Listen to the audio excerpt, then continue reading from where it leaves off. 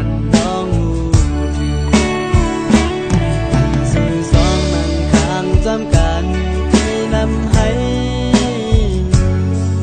ผู้ความหักกันเสลานว่าหักสู้ต่อโจสู้เตะใจปีเป็นใจลืมแปดปีเมื่อน้องหักเลยให้สู้ลืมแปดใจกว่าวันหนึ่งที่เตะมาเตะย้อนมาหนข้างสู้ต่อเลี้ยวปีอำกันสู้น้องผู้ดูอ่านนางเมื่ออยู่โฮมจอมอยู่จอนยิ้มข้างก็มาต่อเลี้ยวไหนความรักสาวให้เนอไม่เคยที่พันน้ำให้ก็หันน้องเงาอย่าวนจำปีลาสาวเมืองให้อ่อนเหนื่อยถึงตัวพี่อำอยู่จอมสู้น้องไม่สู้อย่าไปวนถึงเสียลาสาวเมืองให้คนใจนาง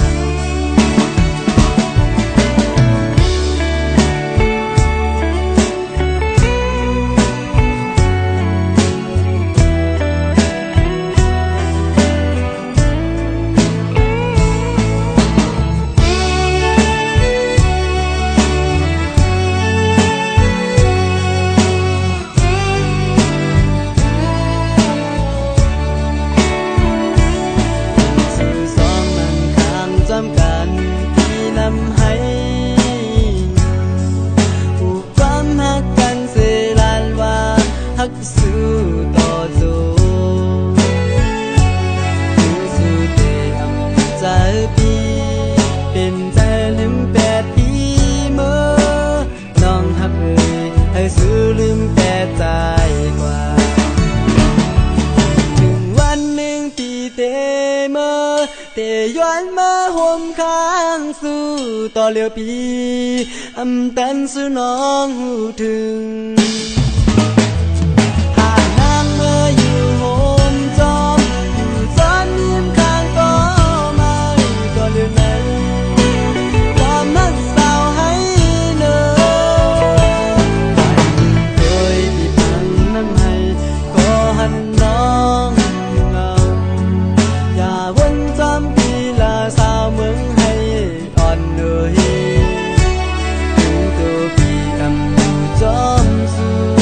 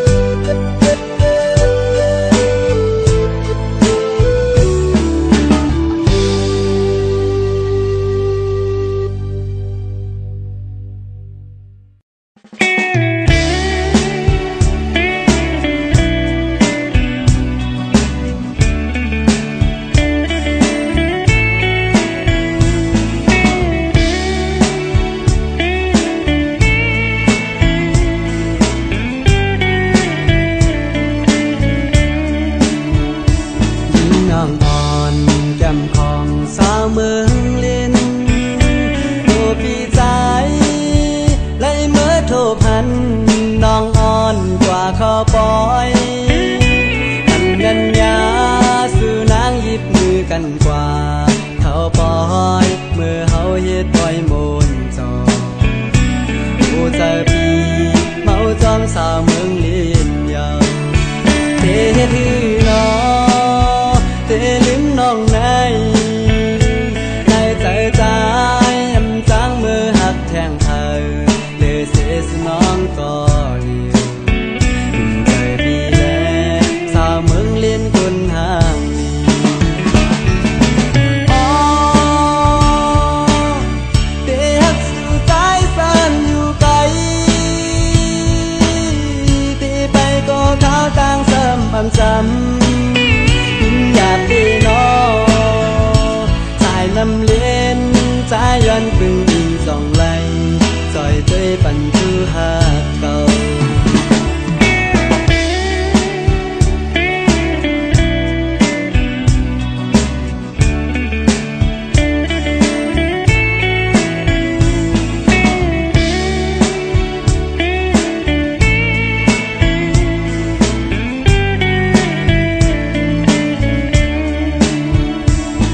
น้องอ่อนแก้มของสาวเมืองเลียนโทรพี่ใจไล่เมื่อโทรพันน้องอ่อนกว่าเขาปล่อยอันยันยาสู่นางหยิบมือกันกว่าเขาปล่อยเมื่อเขาเฮ็ดปล่อยมนต์จอผู้ใจพี่เมาจอมสาวเมืองเลียนยาวเทถือนอเตลืมน้องในใจใจยำจางมือหักแทงเธอเลยเสียสน้องก็เลียวถึงใจพี่แลสาวเมืองเลียนคนห่างอ๋อเตหักสู่ใจสันอยู่ไกลตีไปก็เขาต่างซ้ำซ้ำอยากดีน้องสายน้ำเล่นใจย้อนพึ่งยิงส่องไหลซอยเตยปั่นคือหากเก่า